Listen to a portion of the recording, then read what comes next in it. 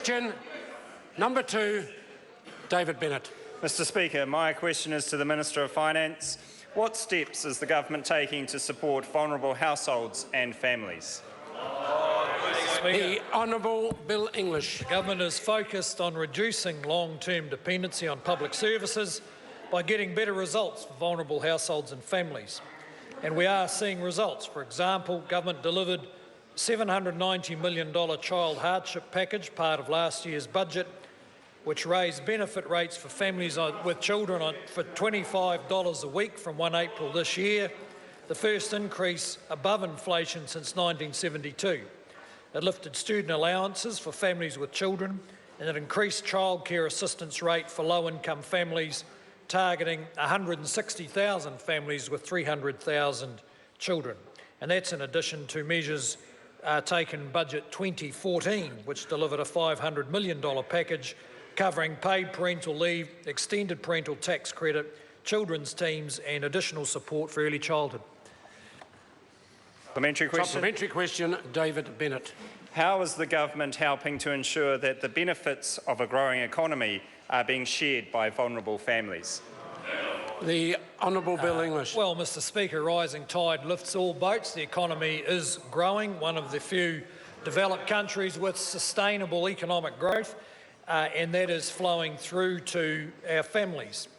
In Budget 2015, we increased obligations for those on a benefit to be available for work and increased the support for parents finding work. In addition, the government has extended free GP visits to under 13s, breakfast in all schools that want it, social workers in all low decile primary schools, and raised the minimum wage every year since 2008. Supplementary question, Jacinda Ardern. Supplementary to the Minister.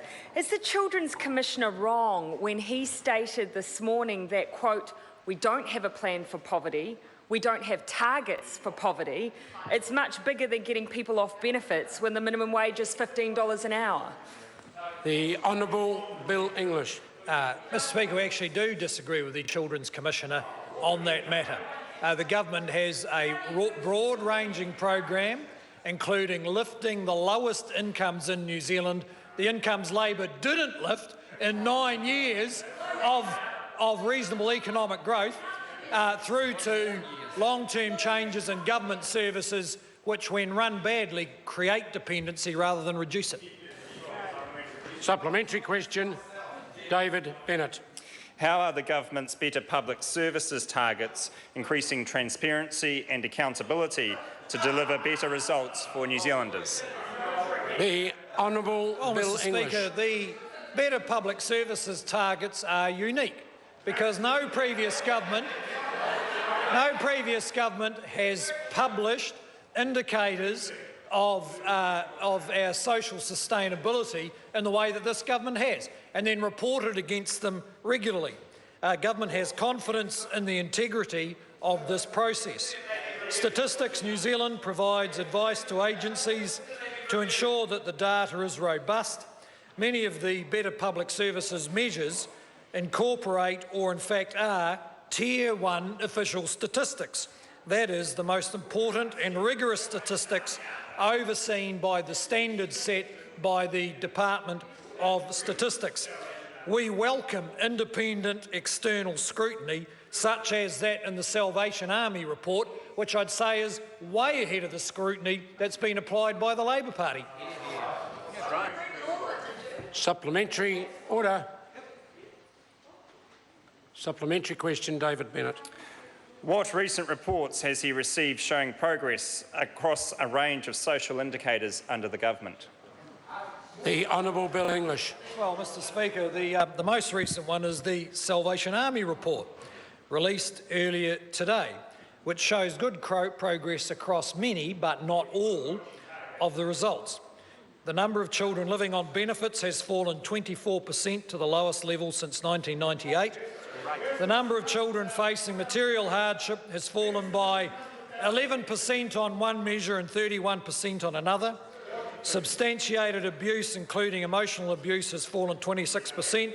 The number of working age benefits paid has fallen 15%.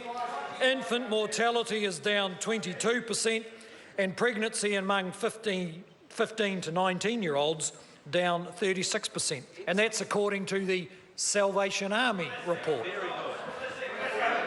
Benjamin. Order. Order. Supplementary question, Metiria Turei. Tēnā koe, Mr Speaker. Tēnā koutou te whare.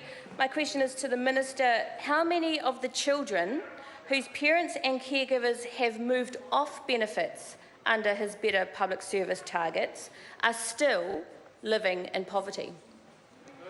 The Honourable Bill English. Well, Mr Speaker, that would depend, of course, on what measure out of the many that the member uses to measure the income or the hardship status of those children. The government tends to use a range of measures, one of which is the children in hardship measure, and I could go and find out for the member. But generally, for families one of the best things a parent can do to move their child out of hardship is to get work. Supplementary. Order. The level of those sort of interjections coming from my left-hand side has to settle down. Supplementary question, Metiria Turei. Thank you, Mr Speaker. Does he agree with the Salvation Army report's critique, he just referred to that report, that the better public service targets are being used by government, quote, in a less than straightforward and reliable manner, end quote, which risks poverty-related policies being, quote, fundamentally misconceived? The Honourable Bill English. Mr Speaker, no, I don't agree with that assertion. In fact, it's not borne out by the report. The report refers to two particular numbers where the Salvation Army raises questions. They're legitimate questions. They're questions we would want to see answered. We encourage independent scrutiny of all the numbers. In fact, the government is tomorrow will be releasing even more data to make it available to people like the Salvation Army, precisely so they can monitor how the government uses the information. Bearing in mind, no measurement system is perfect. These are proxies for what we're trying to achieve, and that is improved welfare for our most challenged, most vulnerable families. And the Salvation Army report shows overall some progress in that respect. Supplementary. Supplementary question, Metiria Turei. How then does the Minister explain the fact that the number of children... Order. Order. The same warning I've just given to the left applies to Mr Brownlee. I cannot hear the supplementary when there's an interchange going across the two. If Mr Robinson and Mr Brownlee want to have a discussion, they're welcome to leave and have that in the lobby. Metiria Turei to start that question again. Thank you, Mr Speaker.